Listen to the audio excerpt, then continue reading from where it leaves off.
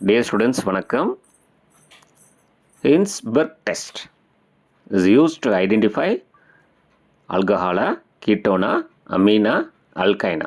This is the question. அதாவது Hinsberg test அப்படிங்கிறது amine identification பண்ணக்கூடிய டெஸ்ட்.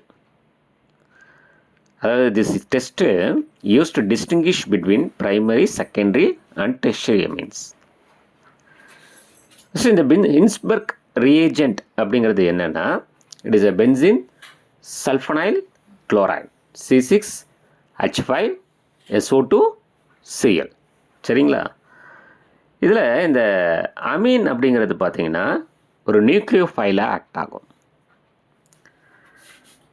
இது primary amine and secondary amine கூட என்னத்தை உருவாக்கும்னு பார்த்தீங்கன்னா ஒரு சல்ஃபோனமைடு அப்படிங்கிறத உருவாக்கும்.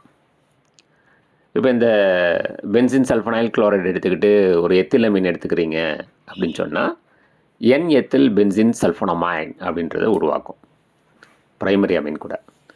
செகண்டரி அமீன் அப்படிங்கிறது ஒரு டைஎத்தில் அமீன் எடுத்துக்கிறீங்க அப்படின்னு சொன்னால் டயத்தில் பென்சின் சல்ஃபோனமைடு அப்படின்னு சொல்லக்கூடிய இன்சாலிபிள் இன் அல்கலி அப்படிங்கிறது உருவாகும்.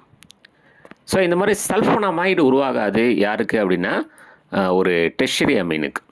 சரிங்களா? ஸோ அப்போ ஹின்ஸ்பர்க் டெஸ்ட் அப்படிங்கிறது is use to identify amines. சரிங்களா? இதுதான் சரியான ஆன்சர். இன்னொன்று ஹின்ஸ்பர்க் ரியேஜென்ட்டுங்கிறது என்னன்னு தெரிஞ்சுக்கங்க. அது பென்சின் சல்ஃபனைல் குளோரைடு.